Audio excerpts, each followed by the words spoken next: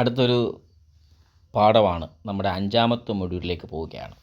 5ാമത്തെ മൊഡ്യൂളിൽ ഏറ്റവും ഇമ്പോർട്ടൻ്റ് ആയിട്ടുള്ള ടോപ്പിക്കിലേക്ക് പോവുകയാണ്. Capital asset pricing model. ഒന്നുമില്ലടാ, നേരത്തെ പഠിച്ചേക്കെ തന്നെ വേറെ രീതി പറയുന്നേ ഉള്ളൂ. ഈ ക്യാപിറ്റൽ അസറ്റ് പ്രൈസിംഗ് മോഡൽ എന്ന് പറഞ്ഞാൽ ഇവിടെ എക്സ്പ്ലെയിൻ ചെയ്യുന്നത് റിട്ടേണും റിസ്ക്കും തമ്മിലുള്ള ബന്ധമാണ്. നമ്മൾ ഒരിടത്ത് ഇൻവെസ്റ്റ് ചെയ്താൽ അതിന് എത്രത്തോളം റിട്ടേൺ കിട്ടും, അവിടെ എത്രത്തോളം റിസ്ക് ഉണ്ട്, ഇത് പഠിക്കുന്നതാണ് ക്യാപിറ്റൽ അസറ്റ് പ്രൈസിംഗ് മോഡൽ എന്ന് പറയുന്നത്. അപ്പോൾ ക്യാപിറ്റൽ അസറ്റ് പ്രൈസിംഗ് മോഡൽ എന്തുവാണ്? നമ്മൾ എവിടെയെങ്കിലും കൊണ്ട് പൈസ നിക്ഷേപിച്ചാൽ, ഇൻവെസ്റ്റ് ചെയ്താൽ അവിടെ എത്രത്തോളം റിട്ടേൺ കിട്ടും, എത്രത്തോളം റിസ്ക് ഉണ്ട്, ഇത് പഠിക്കുന്നതിനെയാണ് ക്യാപിറ്റൽ അസറ്റ് പ്രൈസിംഗ് മോഡൽ എന്ന് പറയുന്നത്. എക്സ്പ്ലെയിൻ ദ റിലേഷൻ ബിറ്റ്വീൻ റിട്ടേണും റിസ്ക്കും, എക്സ്പെക്റ്റഡ് റിട്ടേൺ ആൻഡ് റിസ്ക്. ഇതെന്തിനു വേണ്ടിയാണ്? ഇത് ഇൻവെസ്റ്ററിനെ സഹായിക്കുന്നു. ഹെൽപ്സ് ഇൻവെസ്റ്റർ എന്തിനു വേണ്ടി സഹായിക്കും? Decide if an investment offer a fair return for its risk. അപ്പോൾ ഇത് ഇൻവെസ്റ്ററിനെ സഹായിക്കുന്നത് എങ്ങനെ സഹായിക്കുന്നു എന്നറിയോ? അയാൾ ഇത് പഠിക്കും. ക്യാപിറ്റൽ അസറ്റ് പ്രൈസിംഗ് മോഡലിലൂടെ ഈ ഇൻവെസ്റ്റ്മെൻറ്റിന് മാന്യമായ റിട്ടേൺ കിട്ടുന്നു എന്ന് ഉറപ്പിക്കാൻ സഹായിക്കുന്നു. Helps investor decide if an investment, ആ ഇൻവെസ്റ്റ്മെൻറ്റ് ഓഫർ ചെയ്യുന്നു a fair return for its risk, അവിടുത്തെ ആ റിസ്കിനനുസരിച്ച് റിട്ടേൺ കിട്ടുന്നുണ്ടെന്ന് ഡിസൈഡ് ചെയ്യാൻ ഇൻവെസ്റ്ററിനെ സഹായിക്കുന്നു. ഇപ്പോൾ ക്യാപിറ്റൽ അസറ്റ് പ്രൈസിംഗ് മോഡൽ എന്ന് പറയുമ്പം ഇൻവെസ്റ്റ് ചെയ്തിട്ടല്ല ചെയ്യുന്നത് കേട്ടോ. ക്യാപിറ്റൽ അസറ്റ് പ്രൈസിംഗ് മോഡലിലൂടെ ഒരിടത്ത് നിക്ഷേപം നടത്തുന്നതിന് മുമ്പ് ആ നിക്ഷേപത്തിലെ റിസ്ക്കും റിട്ടേണും തമ്മിൽ പഠിക്കുന്നു. അപ്പം ഇൻവെസ്റ്ററിന് മനസ്സിലാവും അവിടെ നിക്ഷേപിച്ചാൽ ആ റിസ്കിനനുസരിച്ചുള്ള റിട്ടേൺ കിട്ടുമോ ഇല്ലയോ എന്ന്. അതാണ് ക്യാപിറ്റൽ അസറ്റ് പ്രൈസിംഗ് മോഡൽ.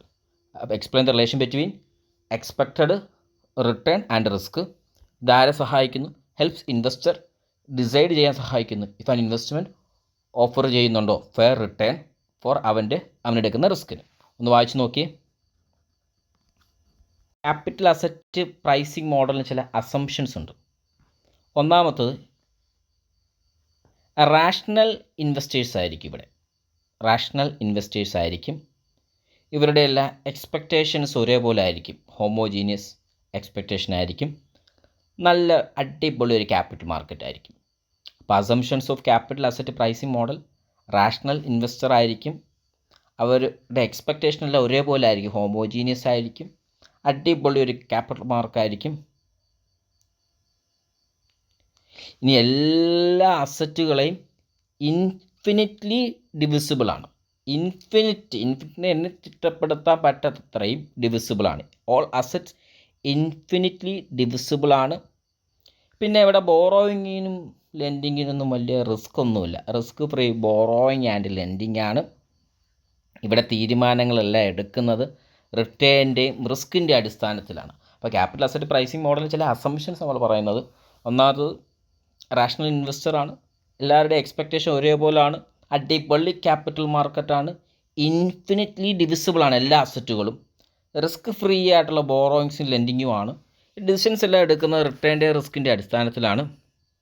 പിന്നെന്ന് പറയുമ്പോൾ സിംഗിൾ പീരീഡ് ഇൻവെസ്റ്റ്മെൻറ്റ് ഹൊറിസോണാണ്. സിംഗിൾ പീരീഡിലാണ് ഇൻവെസ്റ്റ്മെൻറ്റ് ചെയ്യുന്നത്.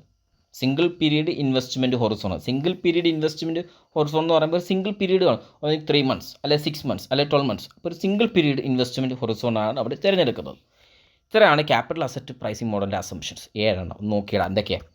റാഷണൽ ഇൻവെസ്റ്റേഴ്സാണ്, ഒരേ കൂട്ടത്തെ എക്സ്പെക്റ്റേഷനാണ്, അടിപൊളി ക്യാപിറ്റൽ മാർക്കറ്റാണ്, എല്ലാ അസറ്റ്സും ഇൻഫിനിറ്റ്ലി ഡിവിസിബിളാണ്, റിസ്ക് ഫ്രീ ആയിട്ടുള്ള ബോറോയിങ്സും ലെൻഡിങ്ങുമാണ്, ഡിസിഷൻസ് എല്ലാം എടുക്കുന്നത് റിട്ടേണിൻ്റെ റിസ്കിൻ്റെ അടിസ്ഥാനത്തിലാണ്, സിംഗിൾ പീരീഡ് ഇൻവെസ്റ്റ്മെൻറ്റ് ഹൊറിസോണ്ടാണ്. ഒന്ന് വായിച്ച് നോക്കിയടാ.